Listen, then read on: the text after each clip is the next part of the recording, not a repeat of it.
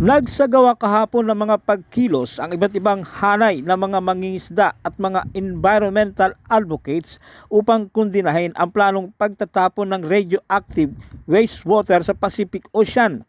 Unang nagsagawa ng kanilang mga kilos protesta ang iba't ibang grupo ng mga mangingisda at mga environmental advocates mula sa iba't ibang bahagi ng Luzon na kabilang sa grupo ng Pangisda Pilipinas, Nuclear Coal-Free Bataan Movement o NFVM, Young Ben, Step Sierra Madre, Nagsama Lamon Bay FISHERFOLKS Federation at Kilusan sa Mindiola sa Maynila kung saan kinalampag nila ang Malacanang para ipakita ang kanilang pag-alma sa planong pagtatapon ng TEPCO, isang Japanese corporation ng water waste mula sa Fukushima Daiichi plant sa Pacific Ocean. Lasong nuklear, tutulan, labanan, nagpayagan. Kami po ay maglalaos lang ng aming programa. Opo, ito po ay ating constitutional right. Kaya po, mabilis lang po kami rito. Okay po, we understand clearly our rights. We are exercising our rights. Okay? Sir, ang ating pong issue ngayon ay para lamang i-express ang ating pong karapatan na magkaroon ng isang malinis at ligtas sa lason na kakainin. Alam ko kumakain kayo ng isda, ito ba?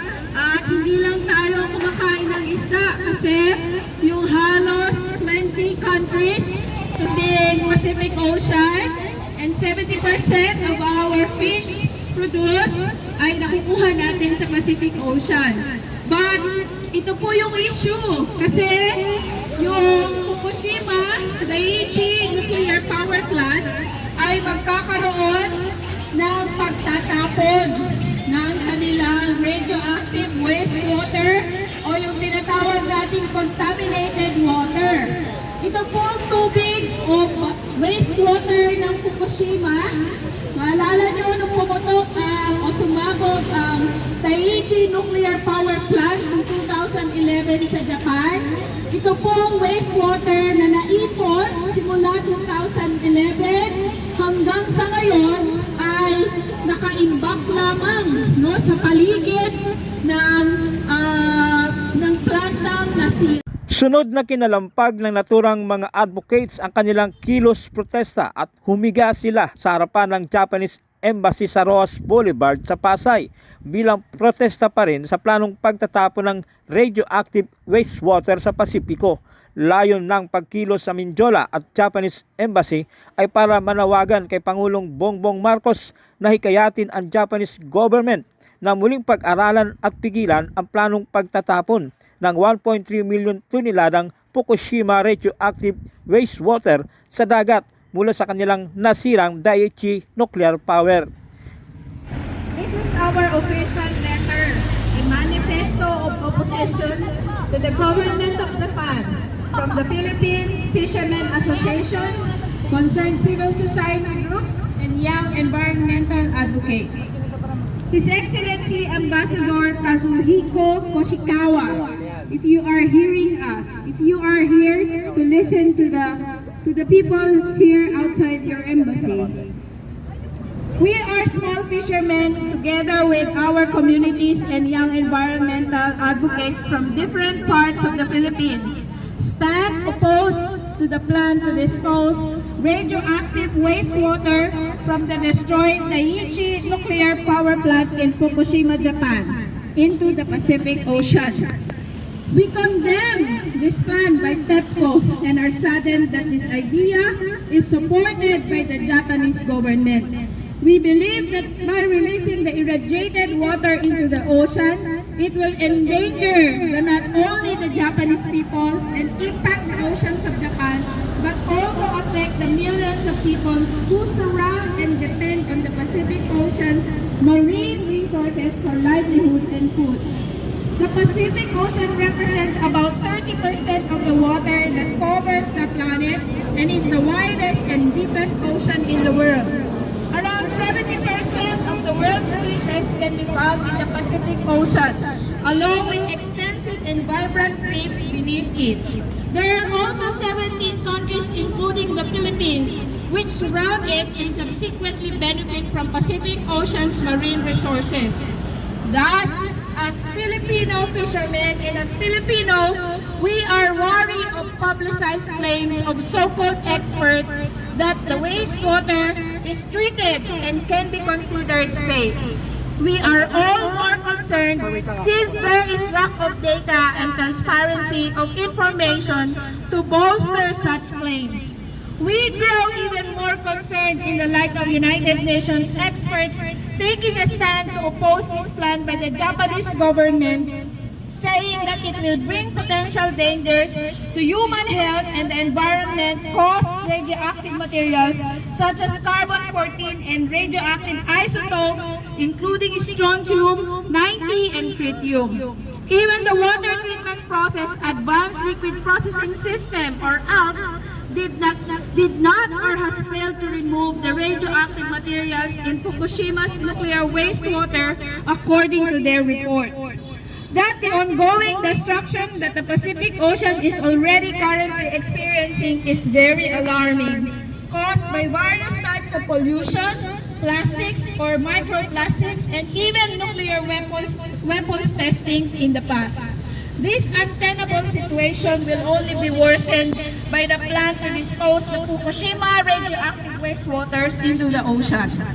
That despite the existence of alternative solutions, this controversial disposal into the Pacific Ocean is still the option chosen by the TEPCO Corporation despite its disastrous implications, especially to Japanese fishermen who are on the verge of losing their livelihood again due to the fears of radioactive fish. That the effect caused by this Fukushima nuclear wastewater's contamination may last for thousands of years, affecting the current generation until the future of the next generations of citizens, especially fishermen. As this Fukushima experience proves that energy coming from nuclear is dangerous, expensive, deadly, and unsustainable, then it is more and more necessary to promote the transition to safer, natural, and other sustainable sources of energy for the future of our world.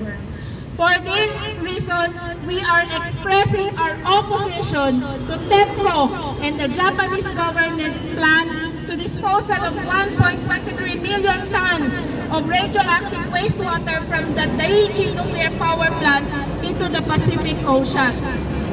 Likewise, we, the undersigned, call on the Japanese government to abandon its plan to release radioactive water from the Fukushima Daiichi site into the Pacific Ocean. Listen to the firm opposing voices from cooperative organizations of agriculture, forestry, and fishery businesses, and consumers in Fukushima, neighboring prefectures, and concerned groups in the international communities. Stop the repeated use of misleading phrases such as treated water or ALPS, treated water, to describe the radioactive water processed by the ALPS. Such water still contains a large amount of radioactive tritium and carbon-14 in addition to other radioactive isotopes such as strontium that could accumulate in bones and cause bone cancer and leukemia. 4.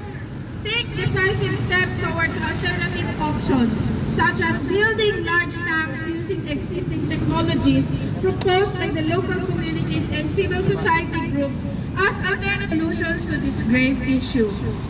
Signed, this 29th of June 2023 in Quezon City, the Philippines. This is our opposition, and we are going to bring this to our Japanese friends who are here right now. Kailangan po natin itong ipadala sa kanila para po malaman nila ang ating official na posisyon. Gobyernong Hapon! Tigil ang pagtapon ng lason! Gobyernong Hapon! Tigil ang pagtapon ng lason! Itigil ang pagtapon ng lason! Gobyernong Hapon! Gobyernong Hapon! Tigil ang pagtapon ng lason! Ito po ang ating manifesto ng oposisyon. Kaya po, tayo po ay tutungo ngayon para ipa-receive ang ating pong sulat sa ating sa Japanese Embassy.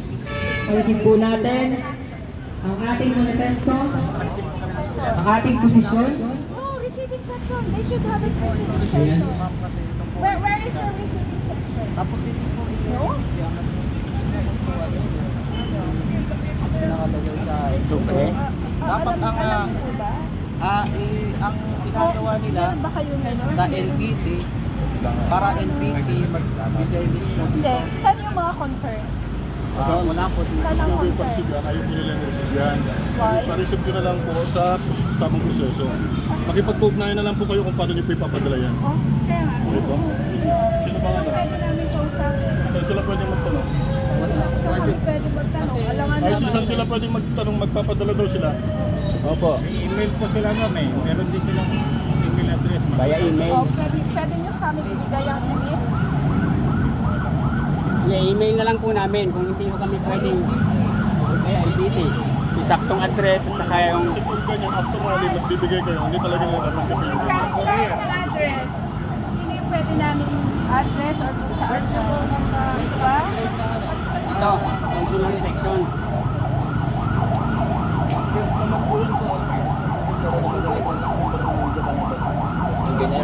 Okay, kung hindi tayo love ng mga taga-Japan embassy, di padaanin natin sa ano, Sa pit- tawag dito, Lika. Sa paano Ha? paraan, sir? Lika rito. Baka dito.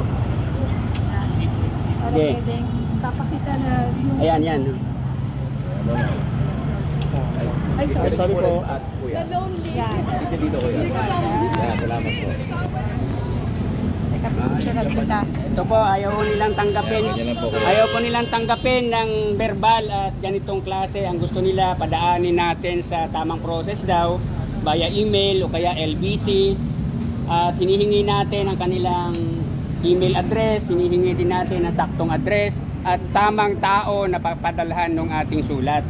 Pero itong lamang ito ay hindi lamang para sa mga mamamayan ng Pilipino, hindi lamang para sa mga isang Pilipino, kundi para sa mamamayan sa mundo na nagpahayag na ng pagtutol sa kanilang gagawing pagtatapon ng radioactive wastewater material. No?